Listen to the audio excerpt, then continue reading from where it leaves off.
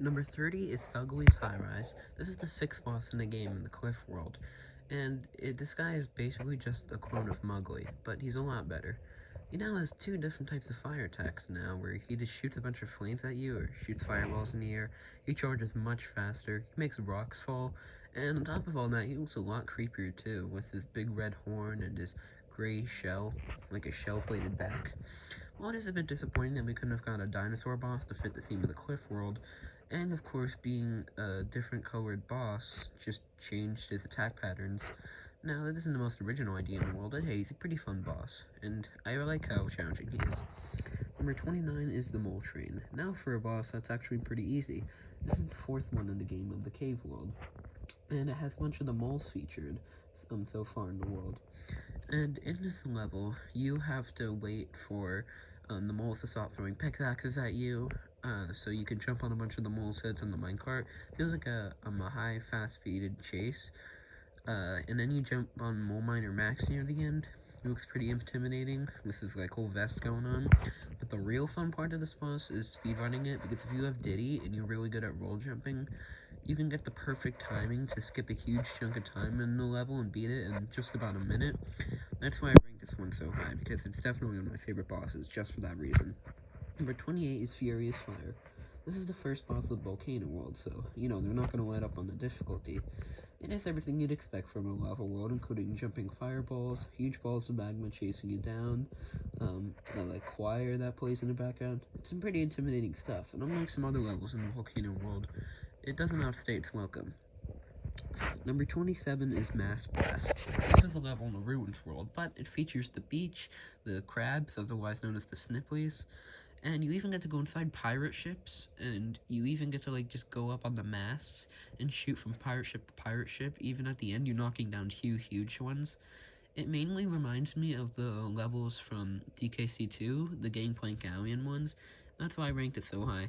There's definitely a lot of non-linearity to this level. You're just free to explore all the secrets, which I really like. Number 26 is Boulder Roller. This is another cliff level, but the reason it's unique is you have a bunch of boulders coming at you in the background. I love the 2.5D of DKC Returns and how they made it work, and it really works in this one because avoiding these boulders can be pretty challenging if you don't get the timing right. The theme is also very intense, and I love how the boulders get bigger and bigger, especially near the end where there's this absolutely colossal boulder to avoid. It really feels like Indiana Jones. Number 25 is Crumble Canyon. This is another cliff level, but the reason this one is more entertaining is because everything is sinking below you, and at the end there's this huge boulder with this lava face, this creepy face with a bunch of lava pouring out that chases you, crushing everything in your path. There's even a cool puzzle piece at the end where you have to fall into the tar. I think it's pretty cool, especially when you're sliding down the back of a Brontosaurus skeleton. I really like that. It's a cool idea. Number 24 is Stormy Shore. This is the beach level where you're avoiding Squidicus, this octopus who chases you. Yeah. Well, he's an octopus, but he's called Squidicus, which is pretty confusing. Anyways, you have to avoid his tentacles, and throughout the level, the music gets more and more intense, and overall, the boss just gets more and more intimidating. I wouldn't really call him a boss. Personally, I think he should have been the boss of the beach world. And I also like how the weather gets worse and worse in this level too, especially near the end where pieces of the ship are just being tossed and turned through the air. Some pretty cool stuff. Number 23 is Tiki Tong Terror. This has got to be my favorite boss in the whole game. Now, Tiki Tong, I know a lot of people don't like him, because he's not K. Rool, he's not a head and hands boss, but avoiding his hand attacks is pretty cool. And I gotta say, I do think it's a really cool idea that the bananas are being used to bring Tikis to life, and how all the Tiki minions are used to make these hands. I think it's pretty cool, and it's an interesting idea.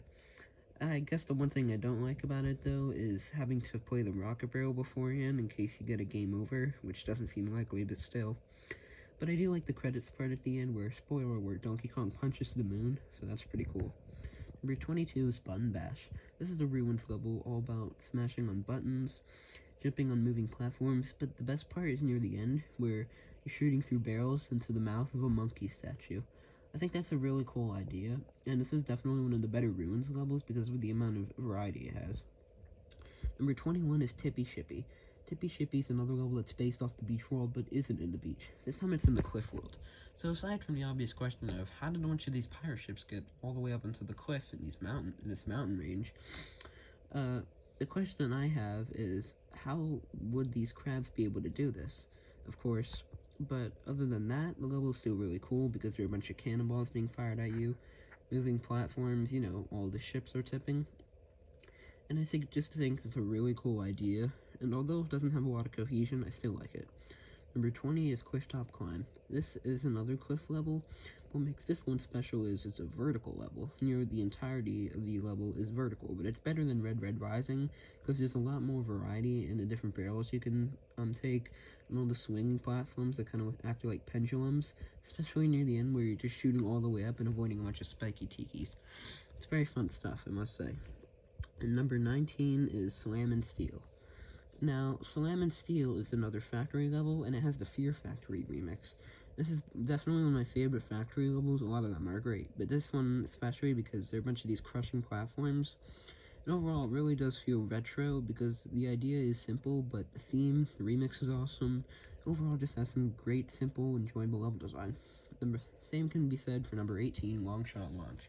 This is a forest level, one of my favorite ones, because you're blasting through barrel cannons. You can beat this level in under a minute, and there's a really cool glitch near the end where you skip a bunch of the barrel cannons. You have to avoid a bunch of the tikis from the previous level, tipping totems, but it's a lot better. And the remix, and the song is the same from Flutter Fly Away, the Treetop Rock remix, which fits really well. And I especially love the two parts where you're shooting through these logs with the barrel cannons. Really cool stuff. Number 17 is Blowhole Bound. This is a beach level where you're riding on a whale. Enough said, really. I mean, the whale crashes through a bunch of ship parts, and you can tickle its blowhole, and it shoots up really high, which can help you get some collectibles. You even see some animals like elephants and giraffes on a boat in the background, kind of like in Noah's Ark. It's overall very cute, cool, but of course the best part is definitely got to be the Aquatic Ambience remix, one of my favorite songs in this game. There's even a part where a bunch of birds or bowling pins you gotta knock down. It's only used in just one part, but that just helps make the level more special. Number 16 is Switcheroo. Switcheroo is a level all about switches, which fits since it's a factory world. You have to avoid a bunch of chicken bombs too, and there are also tires and these electroid things. Feels like a better version of Slam and Steel, and it's overall a very fun idea. And I love how the level only is one word for the name. It's all about these switches, and it's really cool, and it can get surprisingly challenging near the end. I think it even does it better than some Mario games.